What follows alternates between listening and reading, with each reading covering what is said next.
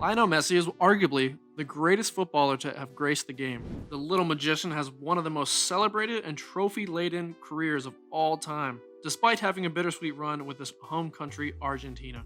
The 32-year-old has broken several long-standing records in his glittering career so far, and is the only player in the history of football to win 6 Ballon d'Or awards.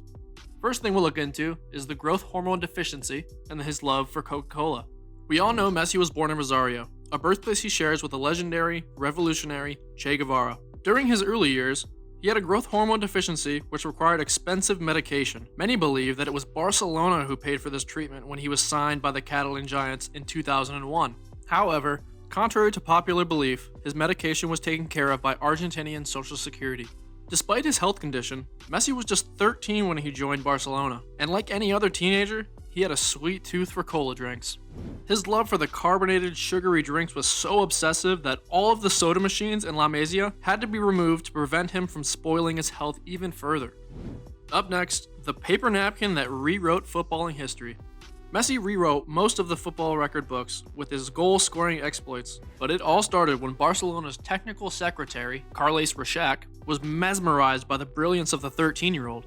Reixac was so starstruck by what he had seen that due to the non-availability of a contract at the time, he decided to seal the deal on a piece of paper that was available instantaneously. In this case, that was a paper napkin. That same paper napkin has been kept in frame to preserve it for the ages as a mark of the new era in the history of the Barcelona Football Club. Now, what is his name? Is it Lionel Messi or Lionel Messi? Messi made a name for himself on the shores of Spain, but his success reverberated across the Atlantic in his home nation of Argentina. However, despite being the apple of Barcelona's eye, he was still the new kid on the block. Not everyone was quite aware of the presence of the diminutive genius, who would go on to be adored in Spain as well as in Argentina. When Messi received his first call-up from the Argentine Football Association for the under-20s, they were not sure what his name was. He was the only player who plied his trade outside Argentina at the time. When he eventually received his call-up, it was addressed to one Lionel Messi. What an interesting first impression that must have been. Now let's take a look into the unholy start for the Divine One. Messi made his debut for Argentina on August 17, 2005 at the age of 18. He came on as a 63rd minute substitute for Lisandro Lopez in a friendly against Hungary. Now it should have been the day we look back on as the beginning of Messi's love affair with La Albiceleste, but this definitely is not the case. In his debut, which lasted only 43 seconds, Messi came on and immediately found himself on the ball. He set off on one of his trademark runs as he looked to announce himself with a memorable debut. However, it was not meant to be, as Hungarian international Vilmos Vančák held the Argentinian rookie by his shirt. While trying to shake off Vančák, Messi struck him in the face with his arms and the referee deemed it as a deliberate elbow. The youngster then received his marching orders with a red card and was back in the dressing room before the world even could catch a glimpse of his glory.